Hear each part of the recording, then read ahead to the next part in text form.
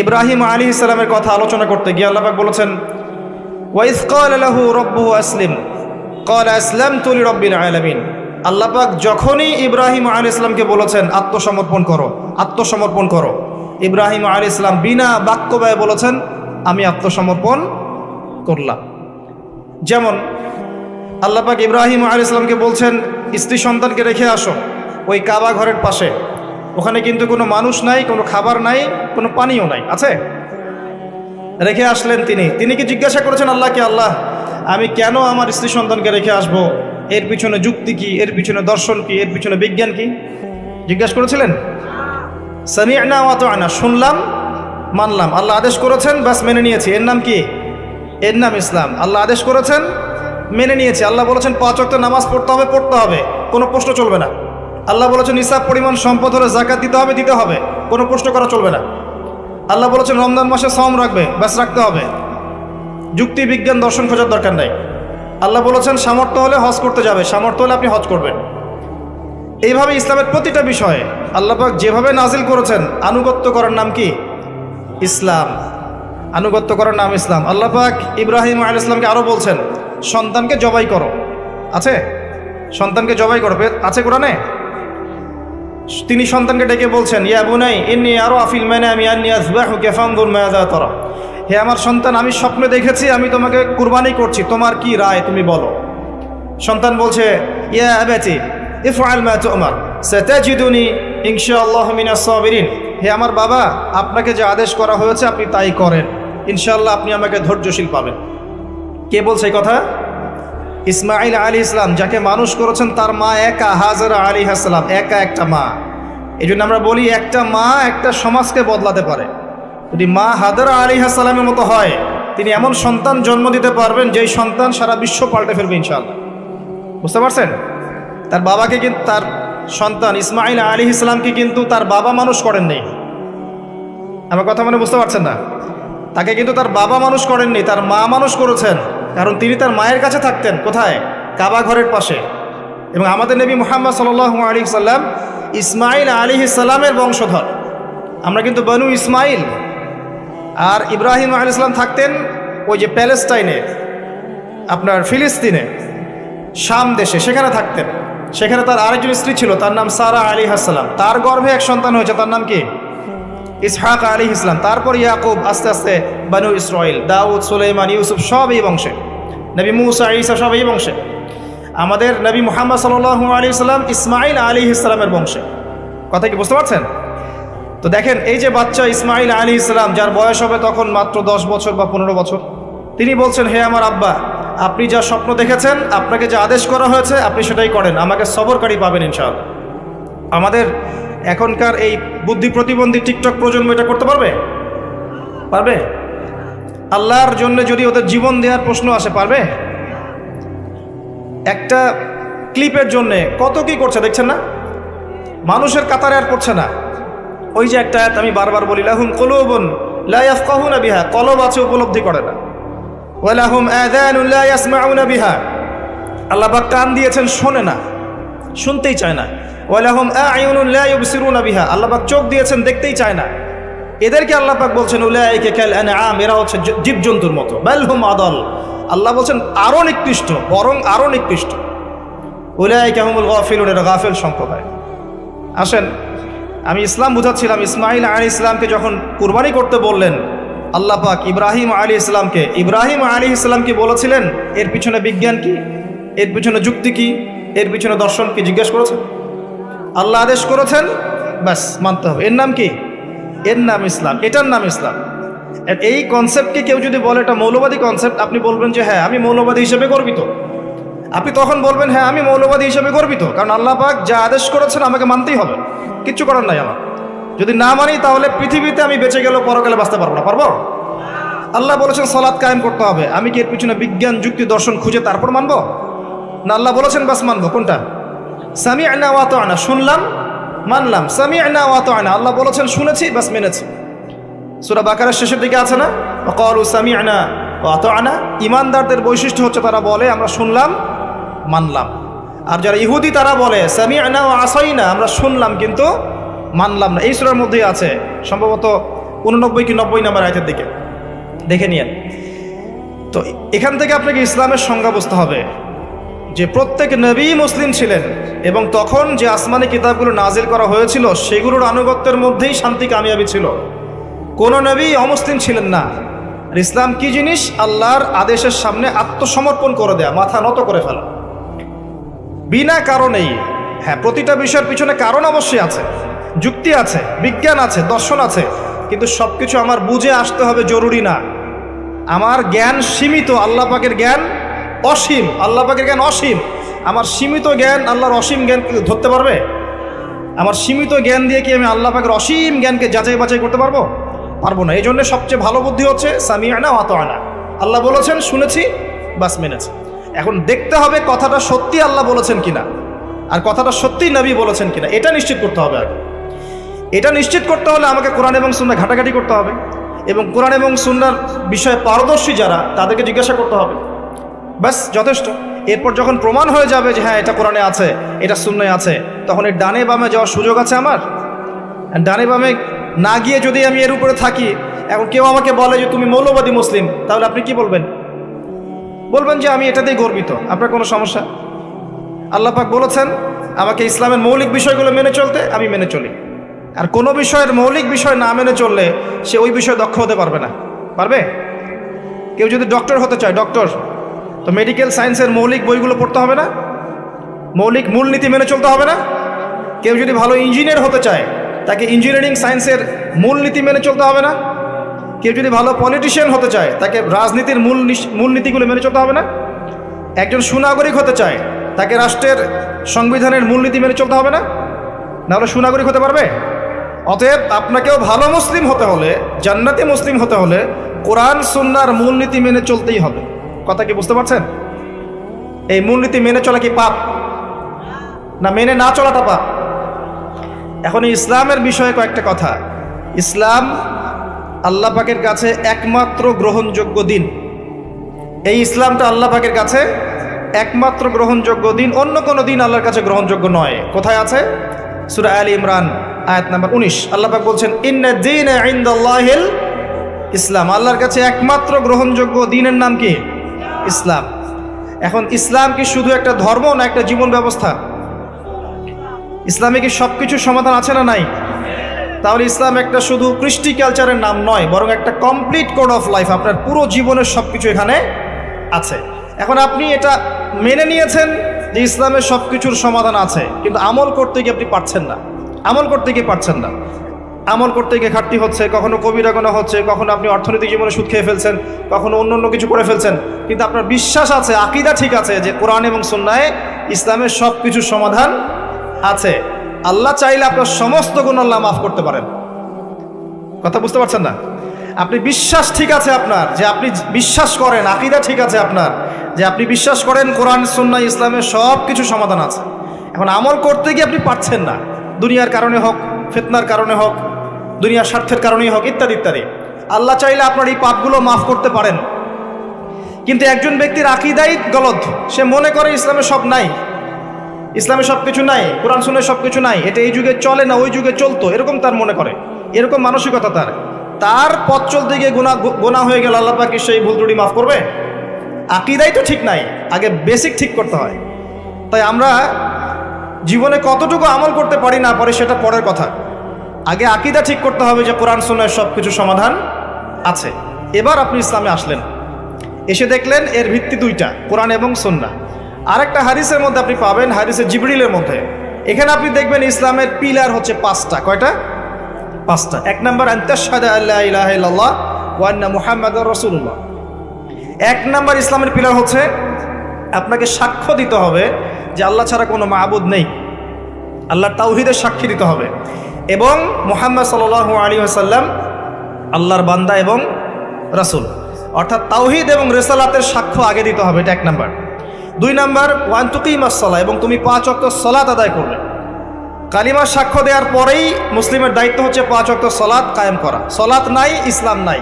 কেউ যদি মনে করে আমি নামাজ পড়ি না তারপরে মুসলিম, এটা একটা ডাহা মিথ্যা কথা। নামাজ না পড়লে কেউ মুসলিম থাকে না।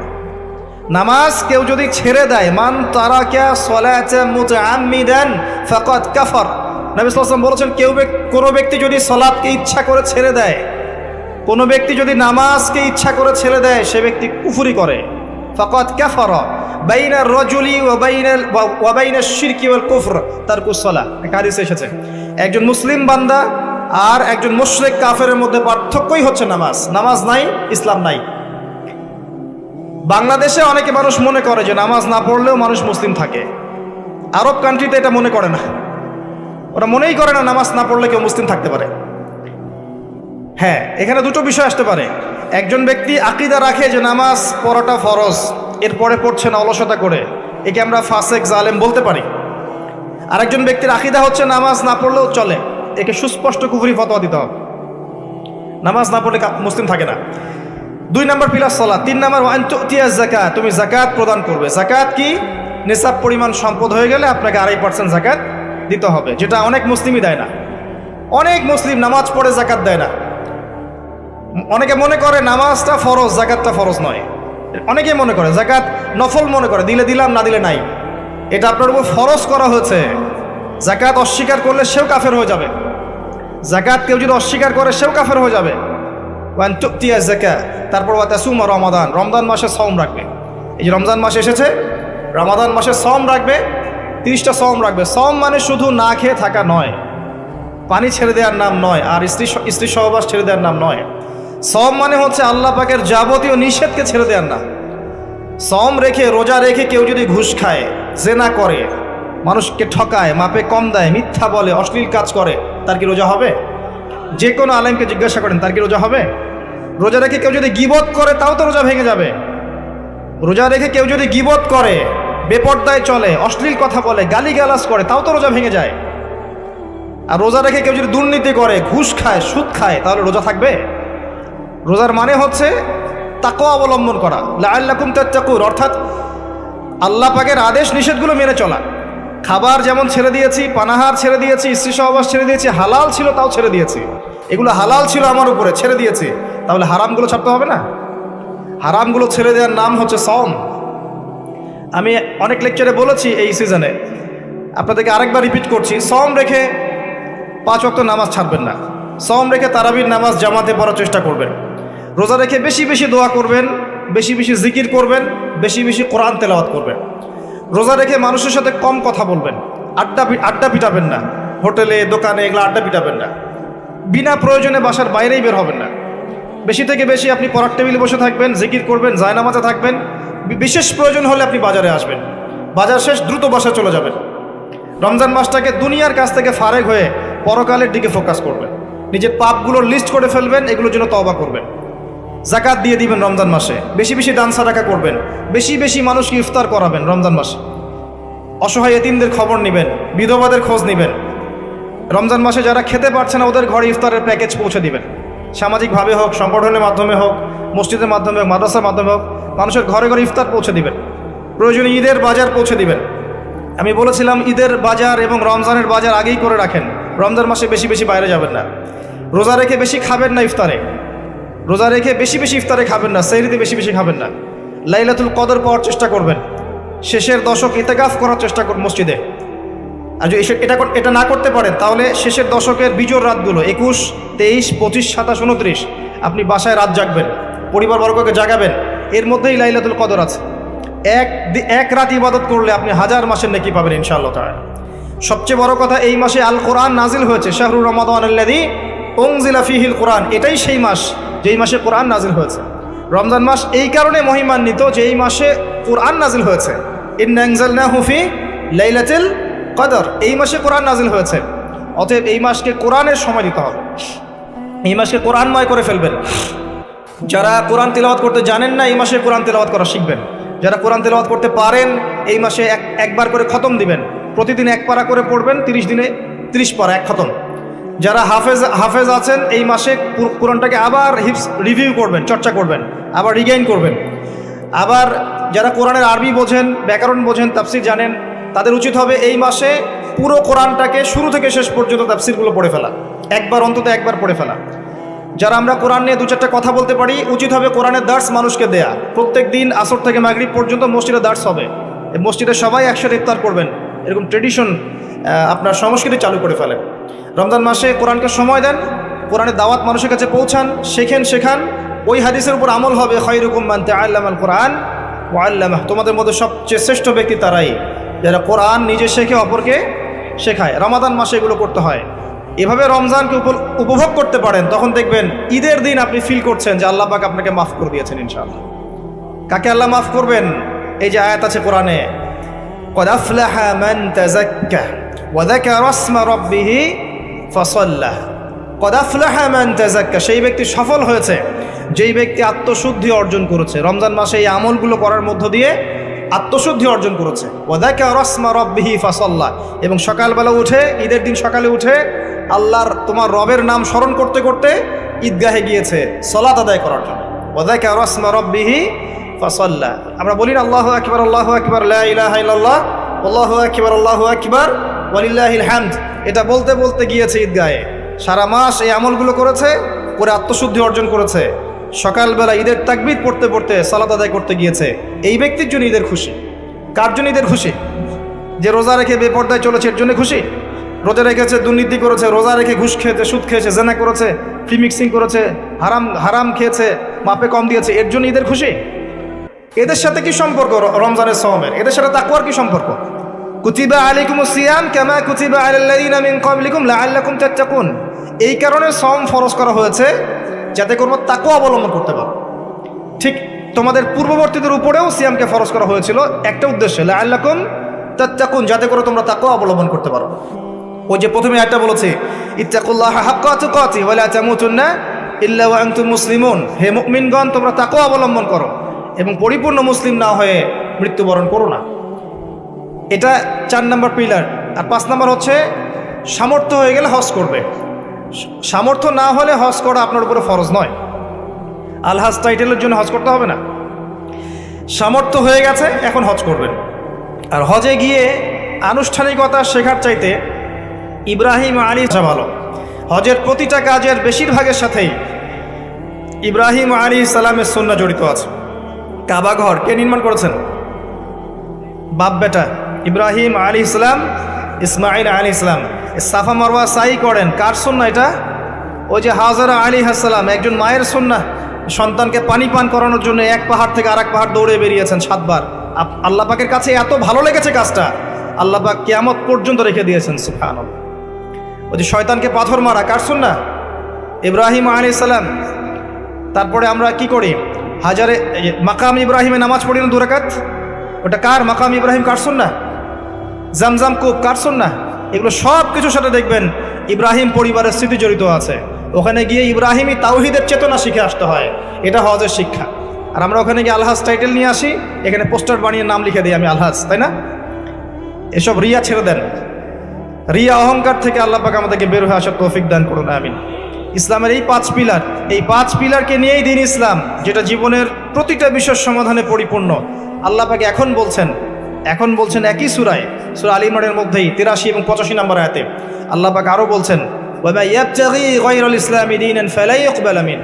এই পরিপূর্ণ দ্বীন ইসলাম বাদ দিয়ে কেউ যদি অন্য কোনো দিন তালাশ করে, অন্য কোনো জীবন ব্যবস্থা তালাশ করে, অন্য কোনো দর্শন তালাশ করে, ফালা ইউকবাল মিন, তার কাছ থেকে কোশ্চিনকালেও কোনো আমল কবুল করা হবে না।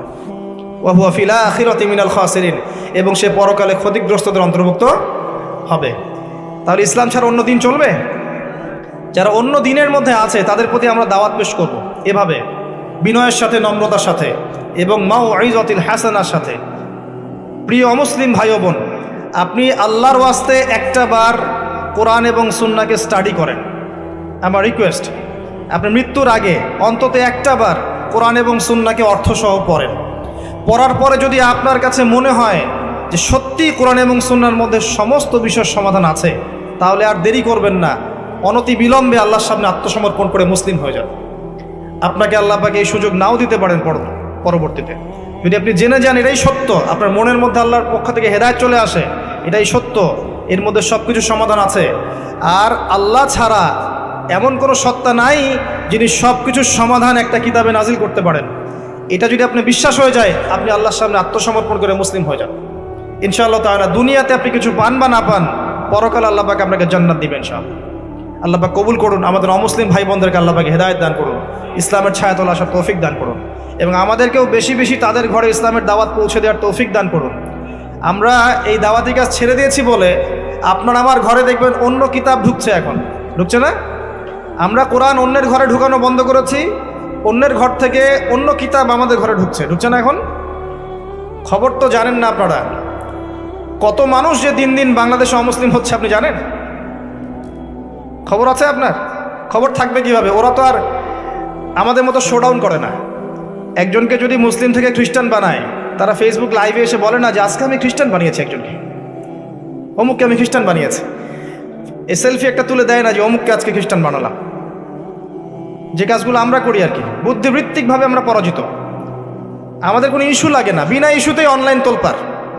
ইস্যু থাকলেও তো মাশাআল্লাহর কোনো কথাই না, ইস্যু না থাকলেও তৈরি করে অনলাইন তোলপাড়। আর আমরা যতটা আমরা করি তার চেয়ে বেশি ফাটাই বেড়াই। আর তারা কাজ করতে থাকে, মানুষকে বলে না, নীরবে কাজ করতে থাকে। আস্তে আস্তে দেখতে থাকেন ভবিষ্যতে কি হয়। আল্লাহ পাক আমাদেরকে রক্ষা করুন, আমিন। যে বিষয়টা বলছিলাম, আমি এখান থেকে আলোচনা শেষের দিকে আসি। এই ইসলাম আল্লাহর কাছে একমাত্র গ্রহণযোগ্য দিন। এটা ছাড়া অন্য কোনো দিন কেউ যদি তালাশ করে, কশ্চিনকালেও তার কাছ থেকে কবুল করা হবে না। এখন আমি বলতে চাচ্ছিলাম যে প্রত্যেক যুগে যুগেই আল্লাহ পাক যে নবী রসুলগণকে প্রেরণ করেছেন, সবাই কি ছিলেন? সবাই মুসলিম ছিলেন।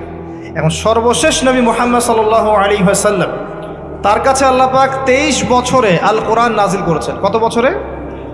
তার 13 বছর মক্কায়, বাকি 10 বছর মদিনায়। এই 23 বছর, এই 23 বছরে আইয়ামে জাহিলিয়াতের মধ্যে অনেক পাপ ছিল, কিন্তু সেখানে শিরিক ছিল, আপনার সুদ ছিল, আপনার জেনা ব্যভিচার ছিল, মাদক ছিল, নারীর অবমাননা ছিল, গোত্রীয় হানাহানি কাটাকাটি, অনেক পাপের মহামারী ছিল এক কথায় আইয়ামে জাহিলিয়াতের মধ্যে। মাত্র 23 বছরের ব্যবধানে কোরআন এবং সুন্নাহর দাওয়াতের মধ্য দিয়ে নবী করিম সাল্লাল্লাহু আলাইহি ওয়াসাল্লাম এই পুরো আরবকেই পরিবর্তন করে দিয়েছেন। বলেন সুবহানাল্লাহ। 23 বছর পরে আপনি এখানে কোনো শিরিক পাচ্ছেন না, কোনো শিরিক নাই, কোনো বেদাত নাই, কোনো হারাম নাই, সুদ নাই, জেনা নাই, নারীর অবমাননাও নাই, গোত্রীয় হানাহানি কিছু নাই। মাত্র 23 বছর। এখন আমাকে বলেন, সেই আল্লাহ কি মারা গেছেন? নাউজুবিল্লাহ। সেই কিতাব কি নাই? সেই নবীর সুন্নাহ কি এখনো নাই? তাহলে সমস্যাটা কোথায়? আমরা জাহিলিয়াত দূর করতে পারছি না কেন? সমস্যাটা কোথায়? আল্লাহ আছেন, সেই কিতাবও এখন আমাদের কাছে আছে, সেই নবীর সুন্নাহ আমাদের কাছে আছে, আছে না? কিন্তু সমস্যাগুলো কোথায়? আমরা কি কারণে পরিবর্তন করতে পারছি না? আমি আমার ক্ষুদ্র জ্ঞানে আপনাকে কয়েকটা সমস্যা বলছি এবং ক্ষুদ্র জ্ঞানে কয়েকটা সলিউশন বলছি। আমি যা বলছি এটা চূড়ান্ত নয়। এরপরে এমন অনেক মানুষ আসবে ইনশাআল্লাহ যারা আরও ভালো সলিউশন দিতে পারবে। আমরা কিছুই না, বরং আমি এখানে যা বলছি অডিয়েন্সের মধ্যে এমন মানুষ থাকতে পারেন, অবশ্যই আছেন, যিনি আমার চেয়ে বেশি ভালো বোঝেন। জি, এটাই বাস্তবতা। এই চেয়ারগুলোতে যারা বসে তার চেয়ে অনেক জ্ঞানী মানুষ এই অডিয়েন্সের মধ্যে থাকে, থাকে না? থাকে। এখন ক্ষুদ্র জ্ঞানে আমি কিছু প্রবলেমস বলছি, কি কারণে হচ্ছে না। 1 নাম্বার হচ্ছে পড়াশোনার স্বল্পতা, জ্ঞানের স্বল্পতা। আমরা পরিপূর্ণ একটা কনস্ট্রাকটিভ সিলেবাসে পড়াশোনা করতে পারছি না। মুসলিমদের কথা বলছি, আমি আমাদের সমস্যার কথা বলছি। আমি অমুসলিমদের দিকে আঙ্গুল তুলিনি। ইসলামের শত্রুরা কি করছে ওই দিকে আমি দেখতে যাচ্ছি না। এখন আমি আমাদের প্রবলেমের কথা বলছি। আমরা পরিপূর্ণ সিলেবাস অনুযায়ী পড়াশোনা করতে পারছি না। আপনি খেয়াল করে দেখেন, আপনি জেনারেল লাইনে পড়েছেন 20 বছর, 25 বছর, আপনি কি 25টা সূরা জানেন?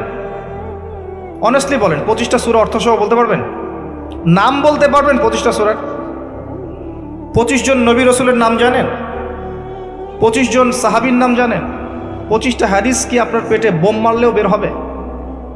আপনি 25 বছর পড়েছেন, আমরা পড়ি নাই? 20 বছর, 25 বছর। যারা মাস্টার্স করেছেন, BBA করেছেন, ডক্টরেট করেছেন, পড়েন নাই?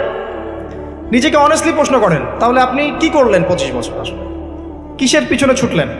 একটা সার্টিফিকেট পেয়েছেন, একটা ভালো জব পেয়েছেন, আপনার বাড়ি হয়েছে, আপনার গাড়ি হয়েছে, আপনার স্ট্যাটাস হয়েছে, আপনার সুন্দর স্ত্রী আছে, এটাই কি যথেষ্ট আপনার জন্য?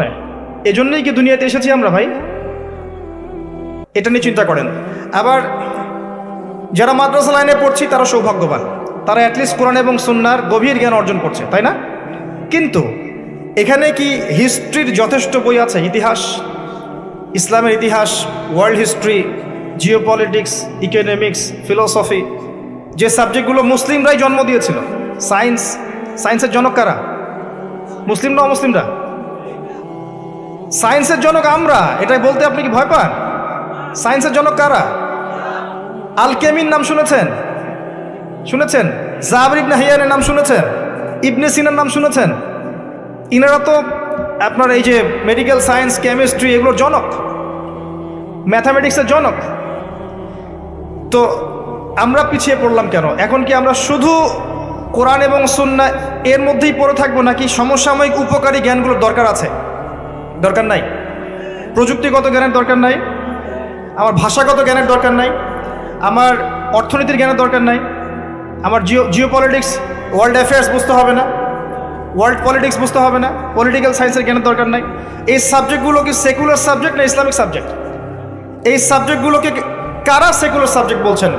অহেতুক, এটা অহেতুক কথা, এটা সেকুলার সাবজেক্ট নয়। এই সাবজেক্টগুলো আমাদের কোরআন সুন্নাহকে ডিল করতে সাহায্য করে। এই সাবজেক্টগুলো দিয়ে যখন আপনি কোরআন সুন্নাহকে ঘাটাঘাটি করে ডিল করবেন, তখন আপনি হবেন এই বিশ্বের সবচেয়ে বড় আলেম ইনশাআল্লাহ তাআলা। তাই হবেন না? একজন ব্যক্তি যার কাছে এই সবগুলো বিষয়ের জ্ঞান আছে এবং কোরআন সুন্নাহরও জ্ঞান আছে, এই ব্যক্তির জ্ঞান কি 8-10 জনের চেয়ে সমান হবে? বলেন তো, এই ব্যক্তির জ্ঞান কি 8-10 জনের মতো হবে? নিঃসন্দেহে সে এগিয়ে আছে না? এগিয়ে আছে। তো আমরা এই জায়গায় জ্ঞান অর্জনে অনেক ক্ষেত্রেই ব্যর্থ হয়েছে। এটা মানেন আর না মানেন, এটাই সত্য কথা। অ্যাটলিস্ট আমি আমার বাসিরা দিয়ে এটাই দেখছি। আমি ভুল হতে পারি, ভুল হলে আল্লাহ আমাকে মাফ করুক, সঠিক হলে আল্লাহ পাক আমার কথাগুলো আপনাদের কলিজায় পৌঁছে দিক। আমি এখন পরিবর্তন সুযোগ নেই। এখন এমন একটা সিস্টেমে আপনি পড়ে গেছেন, এখানে আপনি পরিবর্তন করতে পারছেন না। এখন কি করবেন? এখন অপশন হচ্ছে, আপনার কাছে খুব অল্প অপশন আছে। এক, জেনারেল লাইনে যারা পড়ছেন এখানে পড়াশোনা করতেই থাকেন, পাশাপাশি আপনি আলেম ওলামার সহবতে গিয়ে একটা একটা করে সাবজেক্ট শেষ করতে থাকেন। কোরআন, অ্যারাবিক ল্যাঙ্গুয়েজ, আরবি সাহিত্য, আরবি গ্রামার, হাদিস, ফিক, একটা একটা করে সাবজেক্ট পড়তে থাকেন তাদের কাছে। আগে কিন্তু সলফে সালিন এভাবেই পড়াশোনা করতেন। কারো কাছে কোরআন শিখেছেন, কারো কাছে তাফসীর, কারো কাছে উসুল, কারো কাছে আরবি ভাষা, কারো কাছে হাদিস, এভাবে না? নাকি তারা মাদ্রাসায় পড়তেন? তখন কি মাদ্রাসা ছিল? একজন একজন করে আলেমের কাছে গিয়ে গিয়ে তার এক একটা সাবজেক্ট শিখতেন। এটা এখনও চালু করা সম্ভব, এটা আপনারা লুফে নেন। এছাড়া জেনারেল ভাইদের দিন শেখার খুব একটা সুযোগ নাই। কিন্তু আপনি কি আবার মাদ্রাসায় পড়তে পারবেন? 20 বছর তো শেষ, আবার কি মাদ্রাসায় ভর্তি হতে পারবেন? পারবেন না। এই হচ্ছে সমস্যা। তো সমস্যাগুলো ফাইন্ড আউট করেন। প্রথম সমস্যা জ্ঞানতাত্ত্বিক সমস্যা, এবং আরেকটা বড় সমস্যা হচ্ছে কোরআন সুন্নাহর জ্ঞান হাতে নিয়েও আমি বিশ্বকে চ্যালেঞ্জ করতে পারি নাই। যখন আমি কোরআন সুন্নাহর আংশিক জ্ঞান অর্জন করেছি এবং এর সাথে সমসাময়িক উপকারী জ্ঞানগুলো অর্জন করি নাই, তখন এই জ্ঞান দিয়ে আপনি বিশ্বকে চ্যালেঞ্জ করতে পারছেন না, বরং বিশ্বের কুফরি শক্তিগুলো আপনাকে চ্যালেঞ্জ করে বসছে। তাই হচ্ছে না? এটা 1 নম্বর সমস্যা। 2 নম্বর সমস্যা হচ্ছে আমাদের জানা অনুযায়ী আমলের অভাব আছে। আমরা জানি অনেক কিছুই হয়তো বা, কিন্তু আমল করি না। জানা অনুযায়ী আমলের যথেষ্ট ঘাটতি আছে আমাদের মধ্যে। আল্লাহ পাক এটাকে দূর করার তৌফিক দান করুন। 3 নম্বর সমস্যা হচ্ছে আমাদের আত্মশুদ্ধির ঘাটতি আছে। ভিতরটা পরিষ্কার না। ভিতর বলতে কলব বোঝাচ্ছি, কলব। দেহটা অনেক পরিষ্কার পরিচ্ছন্ন টিপটাপ পরিপাটি হতে পারে, কলবটা পরিষ্কার না। কলবে নোংরা হিংসা দিয়ে ভর্তি, কলবের মধ্যে গীবত দিয়ে ভর্তি, পরশ্রী কাতরতা দিয়ে ভর্তি, অহংকার দিয়ে ভর্তি, রিয়া দিয়ে ভর্তি, দুনিয়ার লোভ লালসা দিয়ে ভর্তি, এবং ভিতরে ভিতরে ইউসুফের ভাই হয়ে বসে আছে, ভিতরে ভিতরে ওই যে হাবিল আর কাবিল হয়ে বসে আছে। তো আত্মশুদ্ধি একটা বড় শর্ত ছিল। আত্মশুদ্ধির ক্ষেত্রে ঘাটতি আছে। আল্লাহ পাক আত্মশুদ্ধি অর্জন করার তৌফিক দান করুন। আমিন। এটা একটা সমস্যা। একটা সমস্যা হচ্ছে হারাম রিজিক। আমাদের ম্যাক্সিমামের রিজিকের মধ্যে সুদ ঢুকেছে। এখন সুদ ঢুকেছে, ঘুষ ঢুকে গেছে, হারাম ঢুকেছে, ঠকানো মাল ঢুকেছে, মাপে কম দেওয়ার মাল ঢুকেছে, ব্যবসায়ের এই সিন্ডিকেটের মাল ঢুকেছে, আমাদের রিজিকের মধ্যে হারাম ঢুকেছে। এই জন্য ইবাদত কবুল হচ্ছে না। অজু করেছি, অজুটা হয় নাই, নামাজটা কবুল হবে? বলেন তো, নামাজটা কবুল হবে? অজু করেছেন, অজু ঠিক নাই, অজু হয়নি, আপনি পরিষ্কার করে অজু করেন নাই আপনি। এখন এই অজু দিয়ে কি নামাজ হবে? এখন আপনি রিজিক খাচ্ছেন হারাম, এই হারাম রিজিক দিয়ে কি ইবাদত কবুল হবে? উত্তর দেন। এগুলো সমস্যা। আরও সমস্যা হচ্ছে পারিবারিক আদর্শ ঠিক নাই। দেখেন আমাদের ম্যাক্সিমাম পরিবারগুলোর দিকে তাকান, জাহান্নামের টুকরা এক একটা। পরিবারের মধ্যে না আছে তাওহীদ, না আছে সুন্নাহ, না আছে ইসলামিক সংস্কৃতি, না বাচ্চা কাচ্চারা জানে জীবনের উদ্দেশ্য কী। পরিবারের পিতারা আর ইব্রাহিমের মতো নয়, পরিবারের মায়েরা আর হাজরা আলাইহিস সালামের মতো নয়, যারা ইসমাইলের মতো সন্তান জন্ম দিতে পারে। পরিবারের বোনরা ফাতিমা রাদিয়াল্লাহু আনহার মতো পর্দাশীল নয়। পরিবারের স্ত্রীরা কিন্তু আয়েশা রাদিয়াল্লাহু আনহার মতো নয়, খাদিজা রাদিয়াল্লাহু আনহার মতো নয়। এমন পরিবার দিয়ে কিভাবে আপনি আগামী প্রজন্মকে নেতৃত্ব দেওয়া জেনারেশন তৈরি করবেন বলেন? ইল্লা মাশাআল্লাহ, এর বাইরে কিছু পরিবার আছে যারা এই আদর্শে বড় করছে, আল্লাহ পাক তাদেরকে কবুল করবেন ইনশাআল্লাহ তাআলা। আল্লাহ পাক কবুল করুন, আমিন। আর সমস্যা হচ্ছে আমরা আমাদের জায়গা থেকে ইসলামের খেদমত করতে চাচ্ছি না। আমরা দুনিয়াকে আগে প্রাধান্য দিচ্ছি, দিনকে পরে। সবার দায়িত্ব ইসলামের উপর আছে, শুধু আলেম ওলামার দায়িত্ব নয়, সবারই দায়িত্ব আছে। আপনার উপর ইসলামের দায়িত্ব আছে। ইসলামের কোনো ক্ষতি হলে আপনিও তো একটা অংশ বহন করবেন। যদি ইসলামের কোনো ক্ষতি হয়ে যায় আপনার ক্ষতি হবে না? দিন কি শুধু একার, এক শ্রেণীর মানুষের জন্য না সবার? এই দিনের প্রতি মহব্বত সবার থাকা উচিত নয়? আল্লাহ পাক সবাইকেই কিছু না কিছু প্রতিভা দিয়েছেন। যে ব্যক্তি একজন পলিটিশিয়ান, সে সেখান থেকেই দিনের খেদমত করতে পারবে না? যে ব্যক্তি একজন প্রশাসনের কর্মকর্তা, সেখান থেকে সে ইসলামের খেদমত করতে পারবে না? যে ব্যক্তি একজন ডক্টর, সে সেখান থেকে পারবে। একজন ব্যবসায়ী সেখান থেকে পারবে। একজন আলেম সেখান থেকে পারবে। যে যার জায়গা থেকে দিনের খেদমত করতে পারবে না? আমরা কিন্তু এখানে দায়িত্ব ছেড়ে দিচ্ছি, মনে করছি দায়িত্ব শুধু ওলামায়ে কেরামের হাতেই, বা দায়িত্ব এক শ্রেণীর মানুষের জন্যই। আর বাকিরা সমালোচনায় ব্যস্ত আছে। কেউ কাজ করছে, ওই কাজের সমালোচনায় ব্যস্ত হয়ে আছে। আপনি নিজে করেন না ভাই, নিজে আসেন, নিজে একটা বই লিখেন। ফেসবুকে কিবোর্ড মুজাহিদ হওয়ার চাইতে নিজে একটা বই লিখেন। নিজে একটা বই লিখেন, নিজে একটা লেকচার দেন, নিজে 10টা বছর পড়েন, আরবি ব্যাকরণগুলো পড়েন, উসুলের বইগুলো পড়েন, ক্লাসিক্যাল মাদ্রাসার বইগুলো পড়েন। আপনি উলামায়ে কেরামের কাছে যান, কোরআন পড়া শেখেন। আগে বিশুদ্ধ করে কোরআনটা তেলাওয়াত করতে শিখেন। বড় বড় অনলাইনে কথা বলার আগে বিশুদ্ধ করে কোরআনটা তেলাওয়াত করতে শিখেন। উম্মার জন্য কিছু করেন। মানুষের দিকে আঙ্গুল তোলা সহজ, আর যারা কাজ করে ওদের দিকে আঙ্গুল তোলা সহজ। নিজে কাজ করা তো সহজ নয়। একটা বইয়ের জন্য কলম ধরিয়ে দেন, তারপর দেখেন না কয়টা লাইন বের হয়। একটা চেয়ারে বসায় দেন, তারপর দেখেন কয়টা লাইন বের হয় মুখ দিয়ে। কত কনস্ট্রাকটিভলি লেকচার দিতে পারে, নির্ভুলভাবে, একটা ভুলও হবে না। এমন কোনো মানুষ আছে পৃথিবীতে যার ভুল হবে না? এমন কোনো মানুষ পৃথিবীতে আছে যার ভুল হবে না? যে ভুল ধরছে ওর কি ভুল হয় না? সে কি তার ভুল ধরেছে কখনো? তার মানে ইন্টেনশনের সমস্যা আছে। সবার উচিত নিজ নিজ ভুল ধরা। ইসলামের দায়িত্ব কি এক শ্রেণীর মানুষের জন্যই, না সবার জন্যে? সবাই সবার জায়গা থেকে করলে পরে দিনের বিজয় হবে, অন্যথায় হবে না। সবাই সবার জায়গা থেকে করলে পরে দিনের বিজয় হবে। আল্লাহ পাক আমাদের সবাইকে যার যার জায়গা থেকে দিনের খেদমত করার তৌফিক দান করুন। অন্যের দিকে চোখ দেওয়ার আগে নিজে আমি দিনের জন্য কি করছি এটা ভাবার তৌফিক দান করুন। আমি কতটুকু দান সদকা করি, আমি কতটুকু সালাত আদায় করি নামাজে 5 ওয়াক্ত জামাতের সাথে, আমি কতবার কোরআন তেলাওয়াত করেছি, আমি কয়টা সূরা হিফজ করেছি, আমি কয়টা হাদিস জানি, আমি কয়টা ক্লাসিক্যাল বই পড়েছি, আমি দিনের জন্য কি বলেছি, কতটুকু দাওয়াত দিয়েছি, কতটুকু লিখেছি, কতটুকু মুজাহাদা করেছি, দিনের জন্য আমি কি করেছি, আল্লাহর জমিন, আল্লাহর দিন কায়েমের জন্য আমি কি করেছি, এটা ভাবার তৌফিক সবাইকে আল্লাহ পাক দান করুন। অন্যের দিকে চোখ দেওয়া বন্ধ করেন, আগে নিজের দিকে চোখ দেন। নিজের দিকে চোখ দেন, আয়নার সামনে দাঁড়ান। যদি বিবেকবান হন, আয়না আপনাকে বলে দিবে আপনি কতটুকু স্বচ্ছ আর কতটুকু অস্বচ্ছ। আল্লাহ পাক আমাদেরকে বোঝার তৌফিক দান করুন, আমিন। প্রিয় ভাইরা, আমি আজকে লেকচার লম্বা করতে পারছি না, আমি অত্যন্ত দুঃখিত, আমাকে ক্ষমা করবেন। আমি ফিজিক্যালি একটু অসুস্থ, মানসিকভাবেও কিছুটা অসুস্থ, আর আমাকে আরেকটা জায়গায় যেতে হবে। যদি না যাই তাহলে তাদের প্রোগ্রামটা আজকে নষ্ট হয়ে যাবে। আমি আপনাদের কাছে ওয়াদা করছি ইনশাআল্লাহ তাআলা আগামীতে এই নেক্সট যে সিজন আসছে ইনশাআল্লাহ আমি আপনাদেরকে লম্বা সময় দেবো ইনশাআল্লাহ তাআলা নেক্সট সিজনে আমি আপনাদেরকে লম্বা সময় দেওয়ার চেষ্টা করবো ইনশাআল্লাহ তাআলা। আল্লাহ পাক তাকদীরে রাখেন, আবারও দেখা হবে ইনশাআল্লাহ তাআলা। আমি এই বলে আলোচনা গুটিয়ে নিচ্ছি যে আল্লাহ রাব্বুল আলামিন এই দিন ইসলামটাকে আমাদের কাছে আমানত হিসাবে পাঠিয়েছেন, এবং আমি আপনাকে ফাইন্ড আউট করে দেখালাম যে সমস্যাগুলো কোন কোন জায়গায়। আমি জাস্ট আপনাকে সলিউশনগুলো বলবো কয়েকটা জায়গায়। যদি পরিপূর্ণ জ্ঞান অর্জন করতে পারেন ইনশাআল্লাহ দিনের বিজয় হবে। পারবেন ইনশাআল্লাহ?